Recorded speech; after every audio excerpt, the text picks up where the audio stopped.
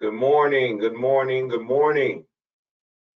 So good to see everybody, or rather, see the numbers on the chat panel that folks are starting to stream in. My name is Don Perry, Director of Equitable Economic Development and also Director of Diversity, Equity, and Inclusivity with the Raleigh Chamber of Commerce and Wake County Economic Development. I am so excited to introduce you, bring you into a conversation. This is part of our DEI Rewind series, which is to support and have conversations and bringing back some of our past subject matter experts and advocates and thought leaders around different topics around supporting and accelerating diversity, equity, and inclusivity. And so today is no different. We have a conversation in store for you, pathways to become an ally and accomplice, how to take action that will create positive change. This session is going to really focus in on how do we move the needle in DEI, and starts with bringing everybody to a contributory place. Each of us has a place of power to become an ally or accomplice to champion change. This conversation will highlight the framework for becoming an ally and accomplice, along with using your voice to impact cultures and the community at large. And let me tell you that this conversation is more important now than ever. And in light of what has been going on with our country, honoring with our peaceful protest and all of the emotions that are driving the death, untimely death and the tragic death of George Floyd, I think we have to certainly make sure that we stay relevant and positive around the opportunities to be able to move this thing forward. And I'm excited about it.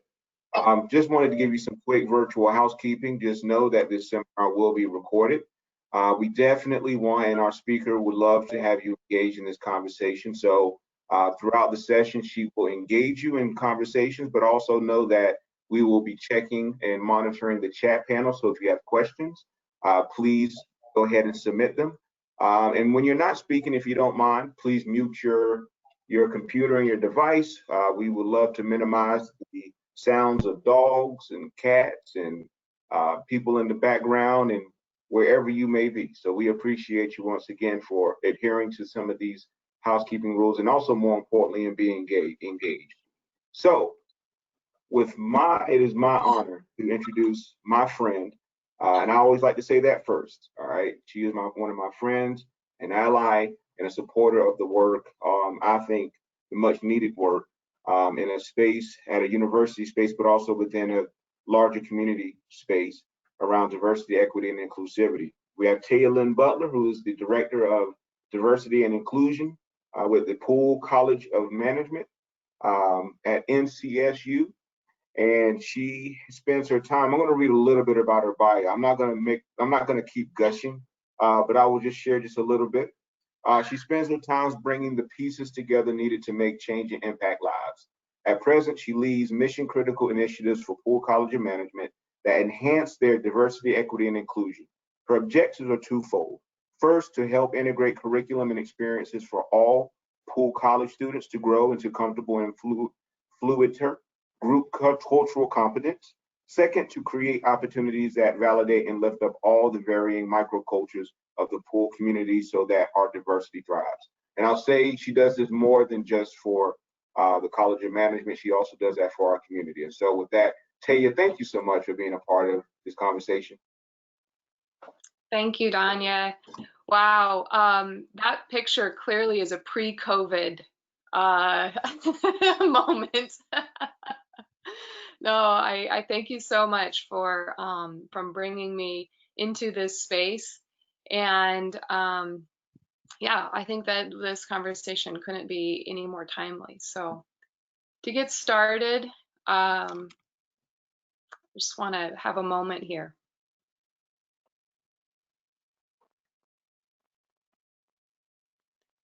And I want to say to everyone listening, I see you.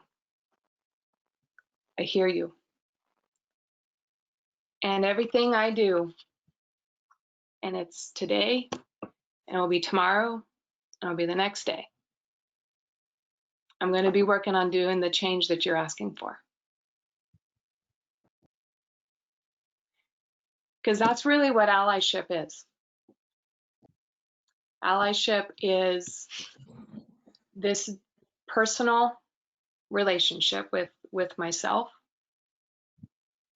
and it's me constantly exploring the ways that the privilege I have can be used to chip away bit by bit at the very deeply rooted and cemented in social inequalities that we have and that we're living in. So I'm so honored that Danya, you called on me, because part of being an ally is when you call on me, I show up. And it's not lost on me, everybody, that this is an extremely timely conversation. And so, I do want to do some exploring of some of the concepts and some of the words that is involved in allyship. But maybe what we could do while I'm kind of doing some introduction, if you could open up your chat box. And Nora, I'm going to need your help in a little bit to keep track of what comes in the chat box. But if you are in a spot to be able to share what's on your heart today, if you could do that in the chat box, what's on your heart today? And I'm going to circle back to maybe what we hear there in a minute. So allyship starts with this concept of privilege, and I think a lot of us have heard privilege from one time or another, and I don't know what you understand or where your starting point is. So I'm just going to go ahead and start with the way my colleagues and I refer to and how we talk about and are mindful of privilege. And I made this analogy. So, and if I get this analogy wrong, please just let me know. I'll never use it again. Fair? But I'm going to try it. I'm going to try it because I feel like, why not? Got to try it at least once. So here's my new analogy for privilege. Privilege is like a credit line that you didn't do anything to get. Someone kind of showed up one day, or maybe you woke up one day and you had this line of credit. You didn't do anything to get it, and you can withdraw from it as often as you want. You never have to pay it back. It never runs out. You'd be able to do a lot with that kind of built up credit, huh? And anyone who doesn't have access to that kind of credit, that present completely different obstacles, right, for them in their life. So if that's an awful analogy, let me know. I'll never use it again. But when we're talking about privilege, we're talking about a benefit that we get as we're navigating our lives and working in a society that we didn't do anything to earn. It's benefits that parts of our identities and how we've constructed those identities as a social group, some of those identities have this added benefit. Let's start with maybe one we all are really familiar with: citizenship. Having citizenship in the United States of America, being a citizen, has benefit. And it can be a part and a place of privilege for many of us. I think we have seen the struggles that some of our community members who have either had to earn their citizenship and that gets questioned, or maybe they haven't earned their citizenship yet. And there's a real different, ways that they experience the world right now, isn't there? So, I mean, even us in the United States, we have a level of privilege there. Privilege can be afforded to some of us based on our gender. Somewhere along the way, when our society was developing, male presenting gender derived some privileges.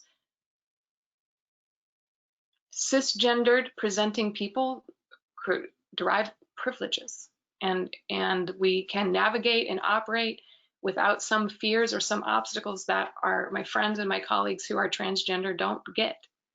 So privilege is a source of of a place where we benefit and we don't have to worry about some other aspects. And the different ways our privileges intersect also really, really inform how we kind of live our day in and out. And what I think what's going on right now across our nation, right, is that we're having a nationwide racial kind of experience because our different races as we present them visibly have different ways of operating and have different experiences in our society right now. And this isn't new conversations. These are conversations that scholars have been encouraging us to explore for a long time. That our racial identity, first of all, is constructed.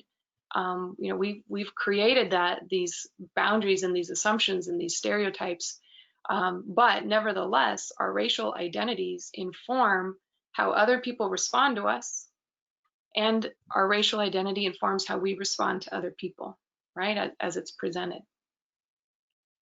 And so I think in this moment, what I'm hearing in a lot of the circles that I, you know, have conversations with, is we're having a massive racial identity awakening. And I'm hearing conversations fall in a couple, 2 or 3 corners, or kind of clusters. I'm sorry, I mean to say clusters. I think there's a cluster of folks that are having a first awakening. This is the first time they've said, whoa, wow, I didn't realize that some people experienced life this way, what we're seeing on our screens. And that first awakening for some of us to this difference, it comes with a whole bunch of emotions, and we'll kind of talk about that in a minute. And I think I hear another cluster of conversations going on right now that this is one of the strongest awakenings they've had. Like they were kind of aware before, but like this time it seems really, really heavy, right? So some of the clusters of conversations I'm hearing is that this is it. This is the moment where I have to do different. I have to do something. And then there's also a cluster of conversations where we've been aware and we've been doing some work, and we're wondering why we're not further along.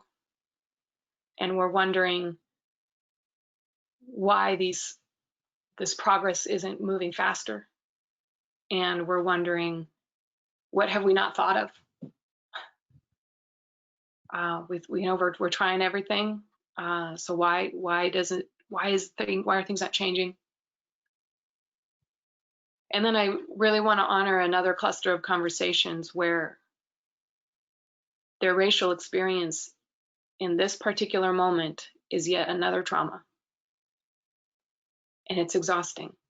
And I hear you, my colleagues, that it's exhausting.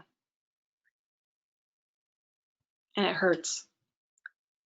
Because this is your lived experience. And we need to hear that.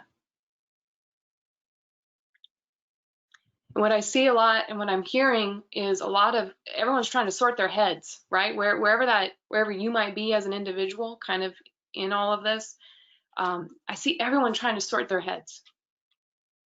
And I just want to say, in a moment, I would like, Nora, if your help, to kind of turn to what's on your hearts. I'm seeing a lot of people going online to try and sort this out. And I just want to say that's not where that's not where you sort your head. On sorting yourself out and kind of figuring out where you are in those camps and what you're going to do next should be done in like this, in a space like right here, where we can have dialogue and you can have reflection, and we can find each other in their different places where they are, and work together to move forward. When we get a few other things figured out, then we can go and make some statements. But it takes some reflection first. Nora, I'd really like to hear how everyone was willing to share. I'm going to scroll a little bit, but if you could help me maybe, hear a little bit. I'm hearing. Yeah, I'll read some of the comments. Yeah, that'd be great. Caitlin Sanderson said, so many things on my heart today, mostly hoping to find ways to use the intense emotions we are all feeling to propel forward and make real change in our workplace and our community. Absolutely. So you want to use this emotion. That's really good to know. What else do we have? Laurel Whitesell said, on my heart today, the call to speak up paralyzes me. So much of what I hear/read sounds unauthentic and not particularly helpful. How can I use my privilege for meaningful action? Great.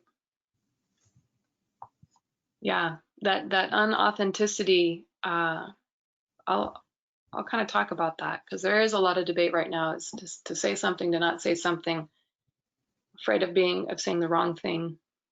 There is some of that. I'm just scanning real quick. I'm seeing pain. I'm feeling desperate, feeling confused. Yeah. Feeling despair. Yeah. Heavy and sadness. Yeah. And I'm also seeing, this deep desire to make a difference. Well, let's kind of talk about what that path of being ally, like academically, always easier to say, right? What it will look like. And I've got this slide that, we used when we did the Path to Allyship presentation, at our conference before. And I actually keep this slide close by at my desk to remind myself. Because even as a seasoned professional, I'm going to work through this cycle multiple times. I'm going to work through this cycle depending on what the issue is or what my new awareness has become. I'm going to work through this cycle just as good maintenance. And so this is a process. And again, it's an individual process, and it's a relationship, that starts with yourself. So at the top of the bubble, you can see that awareness. And that's what I was just referring to. We can't make action. We can't take steps forward. We can't act on the emotion that our participant mentioned until we have the awareness, right? And I think we can recognize what it looks like when, well, some of us can recognize what it looks like when we're not even aware of an issue. And then I think a lot of us right now, like I said, in some of these clusters of conversations, this first like, oh my gosh, that's what we're talking about. That's the injustice, that's the police brutality that we're talking about. That's that first like, oh my gosh, I did not realize, that it was like that, right? So that first like, oh, I just, discovered something. And honestly, I think what's hard as an individual who carries quite a lot of privilege in our society. I mean, if you look at my layers and if I reveal them to you, right? I identify as white. I'm cisgendered. I have a middle class socioeconomic status. I have citizenship status. I'm able-bodied. I have a higher education. I have a lot of privilege. I do. And just because of the nature of the ants that we are on this planet, how we just do our little paths back and forth, back and forth, back and forth, I could be very insulated in that world and in that group of people that have all those same kind of constructed layers and never actually have to confront any life experience that's outside of that bubble. Is it my fault? No. Can I do something different? And can I do something about that? Yes. I can find ways to become aware, the first step, of issues that are confronting other people. So awareness is that first, oh. And like I mentioned earlier, that awareness can come with a lot of really challenging emotions. And if I could go as far as to say, I'm not sure everybody is awesome at dealing with their emotions. So when the really, really big ones show up, it's a lot to sift through. But first step is definitely recognizing that those emotions are there. Some of us get a little stuck in the awareness, like, oh yeah, that's a thing, that's awful. Okay, but what the process is would be to move then to sensitivity, that green bubble. So in the process of becoming sensitive to the issues would be beginning to understand some of the nuances. So let's follow this journey. Like I'm seeing something going on, on TV or, on social media, and I say, wow, I didn't realize it was like that. Okay, now I'm going to go become more sensitive to this issue because I haven't had a chance to interact, right? Or learn anything or know really what all is going on there. So the process of becoming sensitive is saying, gosh, police brutality is a thing.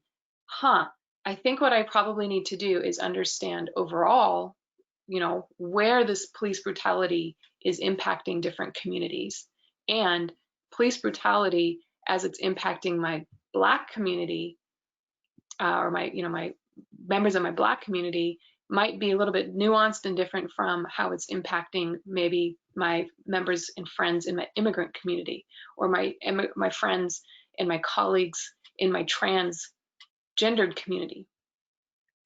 And becoming sensitive that there's some nuances there. And in that process of exploring what these areas are and what all of these layers are and what's really going on, I'm developing knowledge. And so now I can move into the third stage that I have in this purple bubble, is that really acquiring this base that I can later access, right? That's what our knowledge is information that we carry with us that we can access as we're interacting in the world. Once we know that we have information and knowledge to access from, now we can start in our blue phase, which is building skills, because that's when we begin to be able to pivot or respond differently to different situations with the right knowledge. And so we can use an appropriate skill. My colleague the other day used the metaphor, and I had forgotten about this metaphor, different context, but they said, to hammer everything's a nail. I was like, oh yeah, love that. Because without building enough knowledge, right, the only skill, right, that we might start using is just, hammering everything that we see. And there's actually a lot more nuance to being an ally and then an advocate and an accomplice is understanding really which tool to use at which point in time. How's my chat line doing? Any additional shares in there? Yeah. So, oops. Sorry, everybody. I'm trying to move forward. Okay. Here's the. Yeah. All right. Oh, I'm sorry, Tia. I was going to say, did you want us to read a little bit more of some of what folks are feeling? Yeah, that would be awesome. Jenny Saul, it says sadness and the desire to help, but also an uncertainty in how to best be an ally and partner and what I can do in an authentic way. Mikio Anderson, I am heartbroken and feeling desperate to find meaningful ways to move the needle for real change. Mm-hmm. Patrice Gilmore, my heart is confused about what we, Black people, ever did to receive this treatment, and why is it so difficult to see us as human beings who didn't ask to be brought here and want to live in peace. Mm-hmm. Mm-hmm. I'm eager for us to help the world understand the many ways in which we are all negatively impacted by an unjust society. Thank you, Ayo. And thank you, Patrice. Those are some heavy hearts for sure. Actually, I'm going to go back to this previous slide. I think I'm going to go back there. There, I'm moving the right way. Any clarification questions about what I've shared so far? About the process of becoming aware of a situation, an issue, a topic, becoming sensitive around that topic so that we can build knowledge and then therefore build some skills.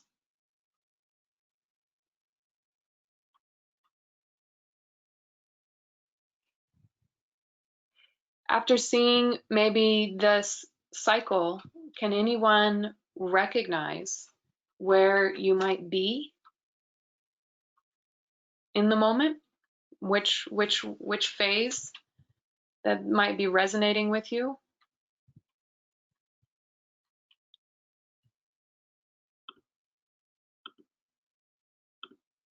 I'm going to go back so I can see people here.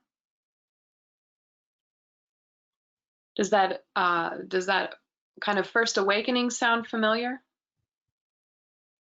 Yeah. Or how about that sensitivity, like wanting to really understand like what all is involved? Does that resonate with some folks?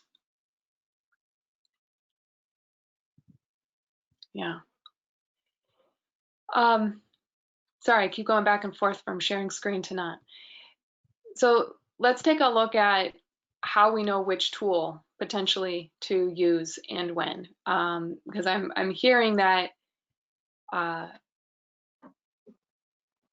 hearing a lot of questions, and honestly, I think it will also be important for us to differentiate a little bit what I was hearing. Some of the comments, some of our questions are interpersonal, right? Like how do I move now that I'm motivated? How do I know what action to take, whether in my personal life or my professional setting? But I'm also hearing organizational questions. How do we as an organization improve policies? How do we as a country confront the past that Patrice mentioned? How do we, right? So there's the institutional and the organizational part of this, and then there's interpersonal. But the thing is, the way we respond in this cross-cultural continuum I've got in front of you, which is just like my favorite go-to, honestly, it's on my desk so that my team and I can look at it and reference it regularly together. But no matter whether we're dealing with an interpersonal conundrum or we're dealing with an organizational question, we can actually refer to this continuum because it applies either way. So moving towards the right side of the screen is this cross-cultural excellence kind of momentum. And these would be actions that we would take that could either cause inconsequential benefit, consequential benefit, or game-changing. And then on the left is we've got that mirror image, which would be cross-cultural carelessness, because some of our responses can be inconsequential, some of them are consequential, and some of them are game-changing. And so here's how I think through this particular spectrum. And again, I know this is going to maybe break some of our hearts, but the answer to almost everything in building allyship and being on this path is it depends. So, but we're used to that by this point, right? Well, it depends. So here's how I use this particular tool. Depending on, right, the situation that I'm confronted with, right, I'm going to evaluate, well, is my reaction potentially going to be inconsequential, like the particular move I'm trying to make, right? And if it's really not going to be meaningful enough to cause any measurable outcome, then I can ask some other people around me, and I can get some other people involved and ask, what would it need to be to become consequential? Like, what would we need to change about this idea we have to make it more measurable, right, for an outcome? And then even more importantly, what would we need to do to make it like literally game changing? And sometimes it takes a lot of people around the table. And this is where we get to the cliches, right? The more diversity of people in that conversation, the more options that you're going to hear and the more ways you're going to see these perspectives. And that's the root of all of our, right, diversity, teams and diverse management. And, this is the stuff that we're talking about all the time. But really, it's because if we want to move the needle, we need to be honest with ourselves if what we're thinking about taking action is really going to take us from inconsequential to consequential or game changing. And those are hard. Those are hard conversations to really assess and try and evaluate. I also try and keep a mind's eye on the other end of the mirror, that the way I might respond to a situation or a moment might depend on how careless the behavior or the action is, right? And this is where my hammer and nail analogy comes in. Because an inconsequential cultural careless moment doesn't need like the boom, fire maybe, but it might need, a question. It might be the statement that someone makes that you're not really sure, was that kind of weird, or was that like rooted in something else, right? So it's not a harmful enough moment to require a big in your face, like, why you got to be racist, but it might be that first kind of digging question, like, I'm wondering what's really behind that. Can you tell me some more? Versus, I'll go to the other end of the extreme, the blatant statement, right? That is a game-changing careless action. And that requires a very different response. Does that make sense?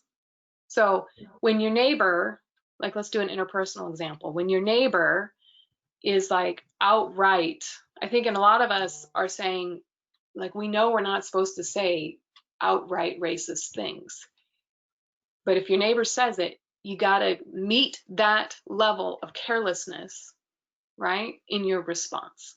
Like, that is wrong. That is a racist comment. And if you're not sure why it's racist, then we need to seriously, dig into this. Like, that is not, or another way to, that is not an appropriate way to talk about my friends, or that is not an appropriate joke, right? So we can respond depending on where maybe we are on those spectrums. Because some of us, I would say maybe actually a lot of us, we're going to have to develop the words that we use for different moments over time. We're gonna have to develop those words. And again, the best place to do that is in circles of folks that are in it with you. I think I'm hearing some conversations that are like, I'm trying to talk to my friends about this, and it just, we're not getting anywhere. And it's like, well, for one, they might be in a different place of their learning process than you are, and you need to find another group that's in the same place you are. Like, you can, if there's time to be sharing emotions and in that awakening moment, but then it's also, you might need another support group or another webinar like this where we can talk that is more in building that sensitivity, or you might need to go to other resources to build that sensitivity. We're all going to need a whole bunch more resources to build our knowledge base. My last 2 slides are just a snippet of some things we can do. But so far, is this making some sense, right? So evaluating our how we're going to respond can really inform us, like, on kind of really where the severity is. And then my response is maybe informed by how far I'm trying to move, right? So my neighbor says something stupid, and I'm like, you know what? I'm never going to change this dude's mind. But I am going to point out to him every time he says something that's inappropriate about immigrants, like, that's inaccurate, or that's not based in reality. So yeah, it takes a lot of work to kind of develop, right, those words. Danya, I see you smiling right now. So what has it been like? Do you mind if I call you in, friend? Please, absolutely. Yeah, what has your journey been like trying to find your words depending on where you are in this spectrum? You well, Like in terms of your own ability of building allyship. well, I think with practice, it's something where I try to be as measured and do a lot more listening to get to the place to be able to, like almost being mindful going into situations where I know I have a lack of understanding, or just because of my experience or lack of experience. Um, so there's sort of an intentionality in saying I don't know and just being quiet, listening, then being really open to hear and to ask questions in a very sincere way.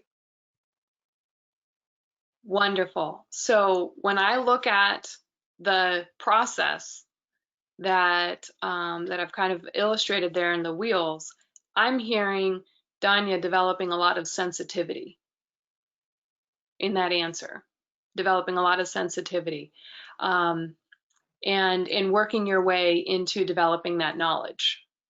Mm-hmm. And that's when you mention how often you need to listen, that's exactly right. When we are in green and purple phases, in those bubbles, it is a lot of listening and a lot of reflecting and additional asking curious questions. So thank you for that.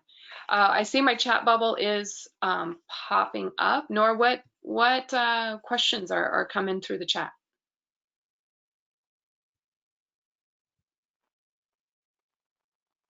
We had some people saying what stages they were in. So in the sensitivity area, moving to knowledge, between sensitivity and knowledge. Mm-hmm. One question was how to support my friends, family, and colleagues who need it the most now, to let them know how much I love and genuinely appreciate them and want meaningful change without it coming off as a white person validating their existence. Does it help for me to say you matter or your life matters, or is that arrogant? I'm not an authority over anything.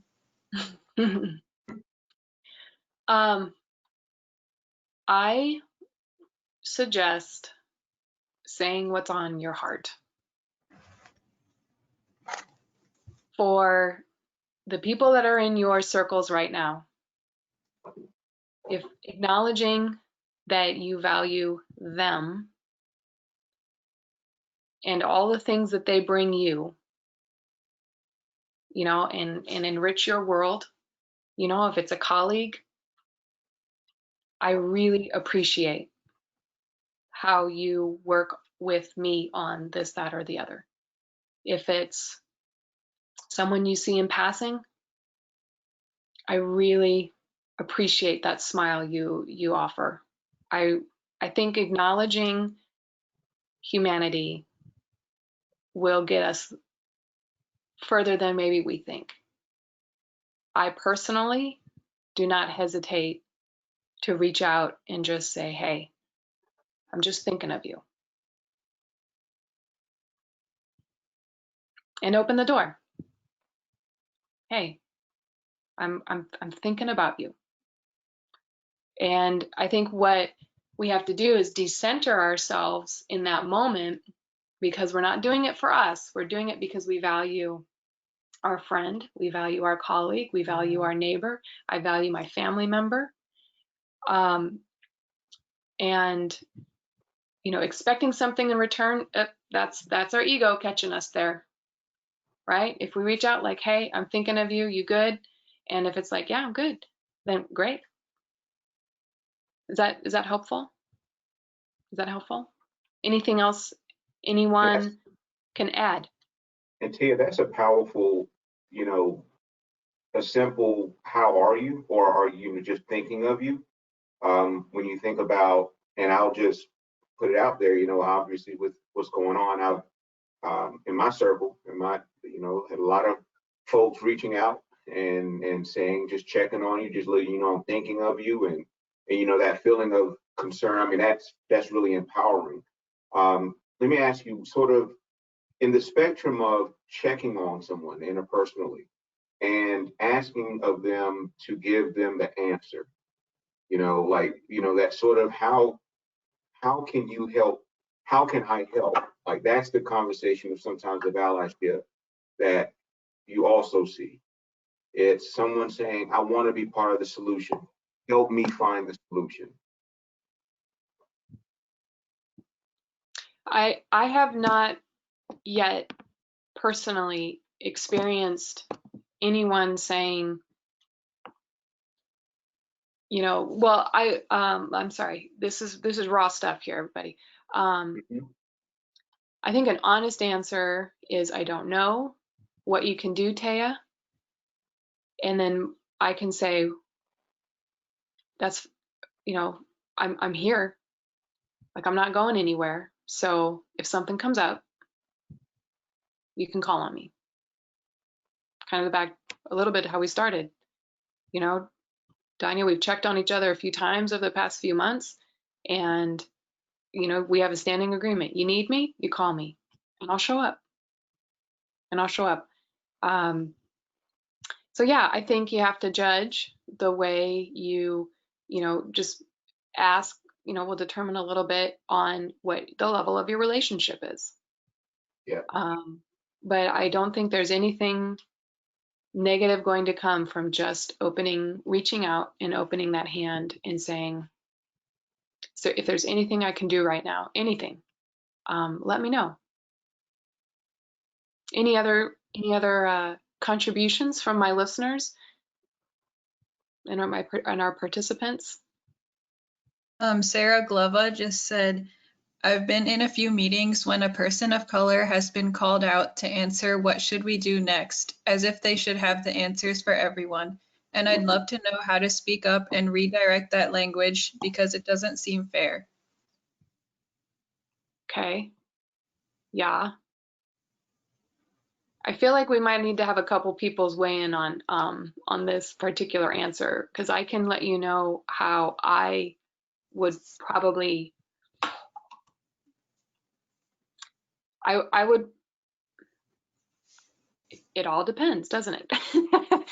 So I would probably take a quick read on my colleague. How well do you know your colleague? I think it's maybe a rhetorical question there, Sarah. I would really try to get a solid read on my colleague, because I don't want to assume they don't want to answer, because there might be something they have been dying to just unload. I don't want to use, my savior complex to, reach over and be like, you don't have to, say that. But I think I would really lean in for my colleague in that moment, and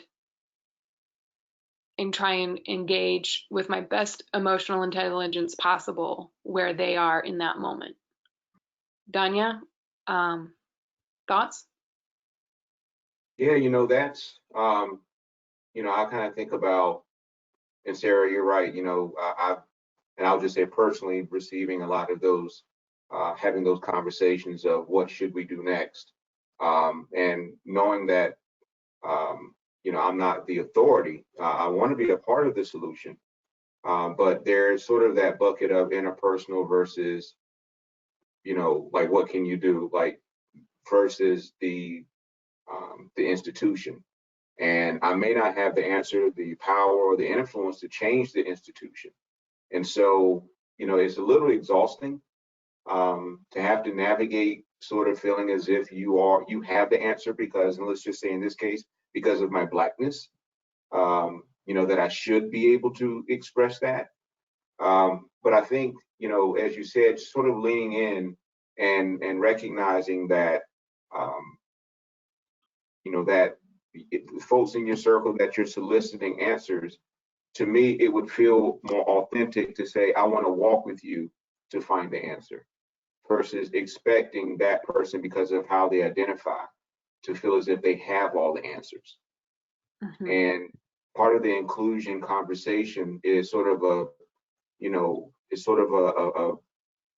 fine dance, you know, of empathy, to get to a place where you can find collectively, because, you know, until the unimpacted are outraged, you know, that we're not gonna get to a place of change. So I love the question. The question, really to me, it's more of a how can we walk together to figure out the solution. It's not as concrete sequential as we all think. I wonder, Taya, because we are, you know, about 15 minutes out, and I want to, not that we have to have a hard stop. You know, we'll stay here as long as as long as everybody wants us to stay here. But I wonder if we should open up sort of the unmute folk and give people the opportunity to kind of plug into the conversation, not necessarily through the chat forum. So, Nora and the powers that be, if you don't mind giving everybody the let's pull back that green curtain and let's open it up. Taya, it's on you. Yeah, I'm so appreciative that we've, you know, shared what we have so far, and I want to open the floor to what, you know, what does it look like when, you know, allyship's working well? Does anyone have some examples that they would mind sharing, you know, that's from a personal experience? What did it look like when allyship worked well for you? And remember that this is absolutely a conversation that extends beyond race. I know that we've focused on that right now. We're very, very aware of that right now. But again, in any aspect of our identities that we carry privilege, we can use that privilege to help balance out, you know, an unequal equation. So it could be, you know, from a variety of standpoints. So I'll make sure I kind of broaden that question.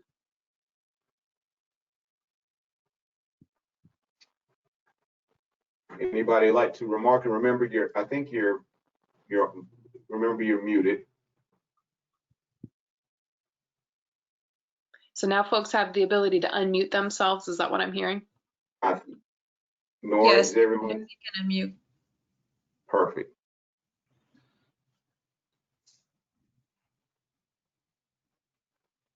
Any comments? I'm seeing people wake up here.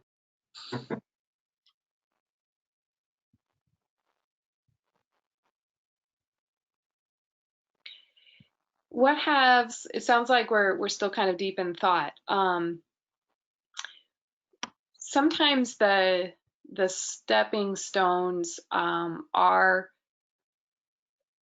places where we need to actually leave, you know, our immediate circles, to find that new sensitivity. Is anyone able to share or willing to share a time where you had to leave that comfort zone and you took that step to expand your circle, or expand and put yourself in a place where you had to really kind of be in that listening mode?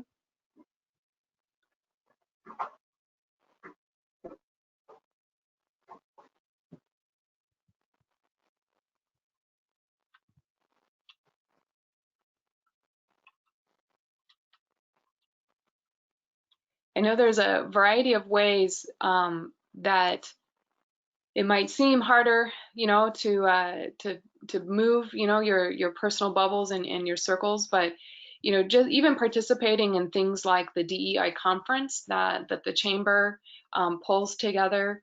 There's some really amazing webinars available right now. I'll continue to share them on my LinkedIn as we move forward through these times. For example, there's a great one going on through speakout.org this afternoon that's really to evaluate you know, white privilege in how we navigate higher education. But speakout.org has got, you know, just webinar after webinar. Sometimes what we need to do is just sign up for those webinars or those conferences that seem like they're really far outside of our normal kind of daily routine, or outside of even our professional spectrum. I also know that there's a DEI in Tech conference coming at the end of June. Again, I can continue to post on my LinkedIn where those registration links are. Anyone else found, a great resource? I'm trying to encourage everyone in Poole to consider the National Conference on Race and Ethnicity coming at the end of June, because there's, kind of to the point that Sarah brought up, there are a lot of people who are making, their profession on pulling together what their lived experience is and sharing that with others for the sake of learning. And when someone has decided, to put themselves in that platform, they're open and they're ready, and they're going to do that sharing willingly, but also in a way that they're protecting, their own emotional selves. And I think that for those of us who want to learn more about what the experience is, now is a great time. A great time to get your podcasts going, listening to shows that are examining all of these different areas. Now is a great time to get your reading going, and find a friend. Something I've been posting pretty recently is if you feel like reading this particular book, I'll listen, or I'll read it with you, and we can talk through it. Some of us who are feeling like our conversations are just cyclical, right? It's because we haven't added that new knowledge. We have to have a little bit more broader knowledge base to be able to then sit down, in our work environments and say, okay, what do we do next, and bring more people to the table. And also back to the example of The Office, I kind of wish in that scenario, I'm sorry to hear that went down that way. I mean, unless it worked out great. I think maybe asking individuals like, hey, if we were to form a small group that was going to examine really what we think our issues are, and really explore what some paths forward might look like, is that something that you'd be interested in? And I'm assuming, if I were asked that, then that puts the power, back in me to be able to say, well, actually, no, I just don't have the emotional bandwidth right now, to help in that kind of conversation. But I do know someone who would be super involved and really is looking for a way to, add to the conversation, so on and so forth.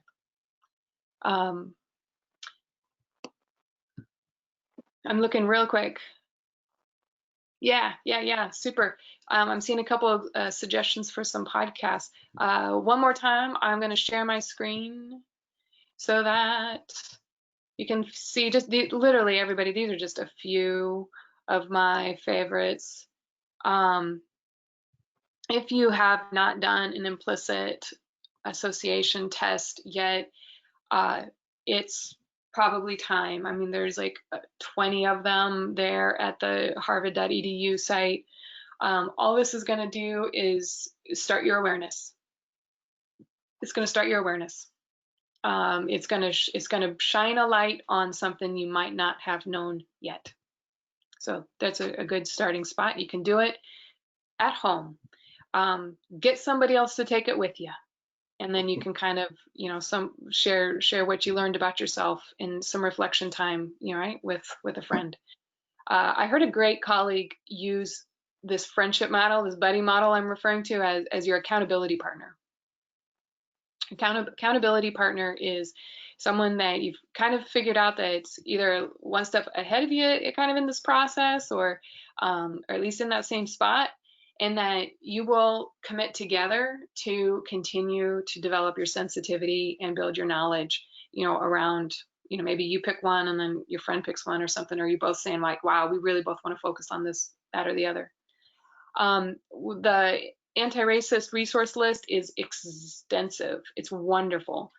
Built by a colleague. It's been circulating around in a lot of places, so just making sure that you can screenshot that now. That is, and it's broken down to all sorts of mediums.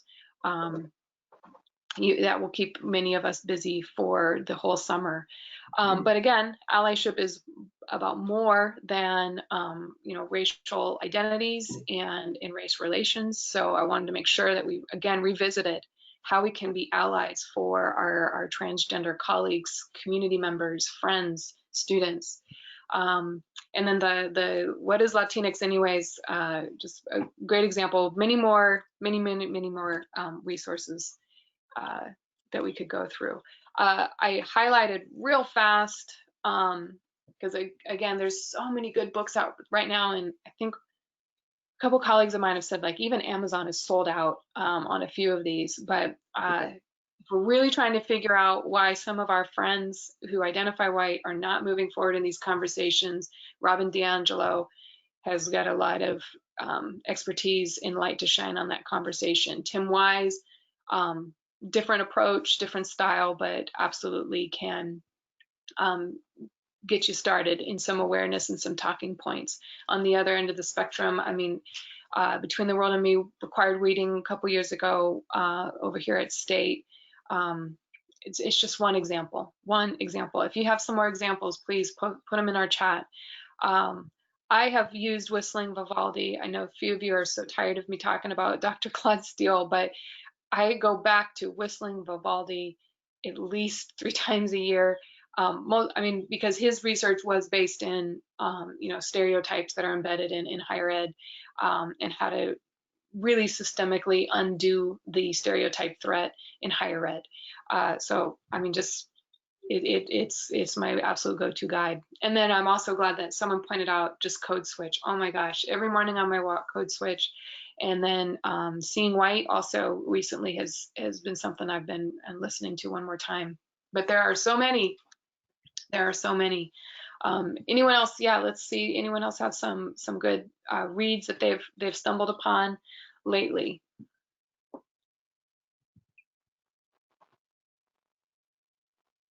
This is great.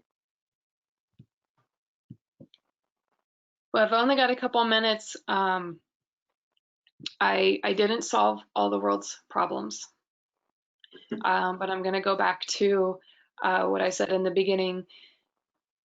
The path of allyship is a personal relationship, and it's something that sometimes I have to evaluate every hour, every meeting. I mean, this is my first call today, and we're not going to always get it right, but making the first step and asking that first question, and then asking the next question, and then saying, well, what else should I know? What else should I do? What else do you need? That's how it starts. And we're going to figure this out. So for my colleagues that tuned in, from across the triangle, you know where to find me.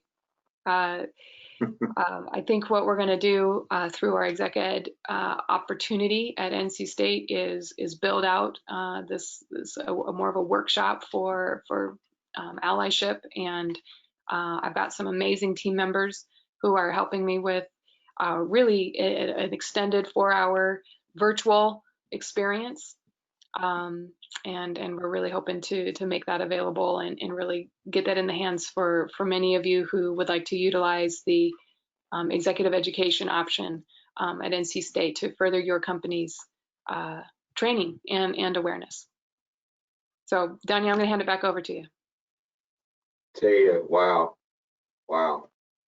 Thank you, seriously. I think words can't really express, I think, how important it is for us to slow down, reflect, and think about, and be very mindful about how we can support each other, because at the end of the day, that's what it's about. I'm excited again, not only for the ability to be able to offer and provide space for these conversations, which is squarely in the work of the Triangle DEI Alliance.